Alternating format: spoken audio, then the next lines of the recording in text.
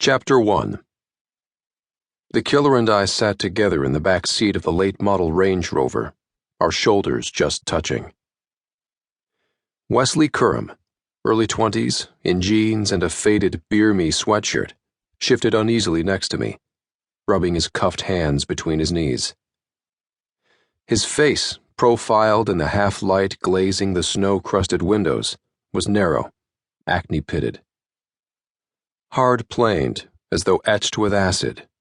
His bony frame, so slender he seemed swallowed up by the threadbare county parka, practically vibrated with banked anger.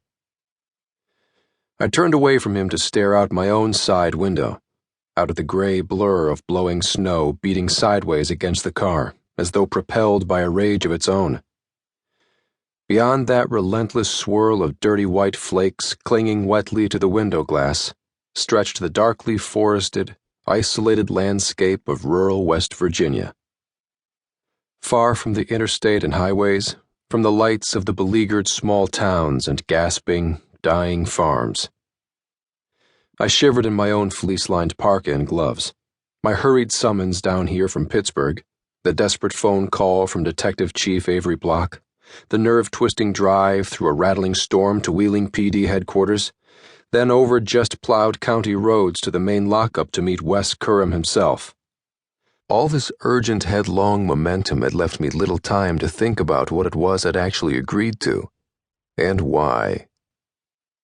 I glanced then at the two officers in the front seat, or to be more precise, at the backs of their heads. Though the temperature was just above freezing outside, the dashboard heater was pumping waves of thick, airless heat into the cramped forward area, and both men were sweating. Dark drops beaded the clean lines of their regulation haircuts along the backs of their necks. The older of the two, in the passenger seat, was Chief Avery Block, far past middle-aged, balding, thick-waisted, furiously chewing his ever-present nicotine gum. When he spoke, which was rarely, it was more like a grunt. The labored effort of a beaten, disillusioned small-town cop for whom things hadn't exactly worked out as planned, and who no longer cared who knew it. In the driver's seat sat Detective Sergeant Harv Randall, barely 30, lean and wiry, gloved hands tapping anxiously on the wheel as he peered through the storm-blurred windshield. Dark sleeves of snow were pushed to the side by noisy wipers, only to be replaced by fresh clumps. "This your first visit to West Virginia, Doc?" Randall asked me this without taking his gaze from the windshield.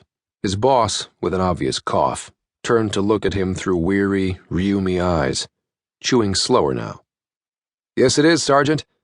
I was their guest, so I went with polite. "Too bad about the storm, though. Looks like nice, wide-open country. Wish I could see more of it." I watched the back of his head bob. "Almost heaven, like the song says."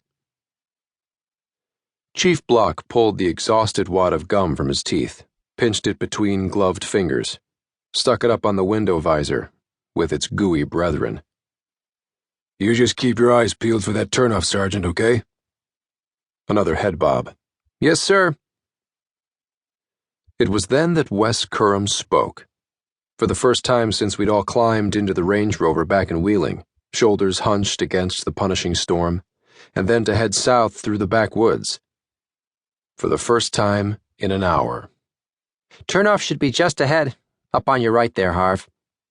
I could see Randall's hands tighten on the wheel. "That's Sergeant Randall to you, douchebag." Curran gave a low, dark chuckle, as if in response to some private joke in his mind. I looked over at him again, and he swiveled his head to meet my gaze. A slow, deliberate movement, like a clockwork person in a dream. Yet his eyes were moist, bright, agitated, as though straining to convey either assured bemusement or callous disregard, a ploy betrayed by his thin, twitching fingers.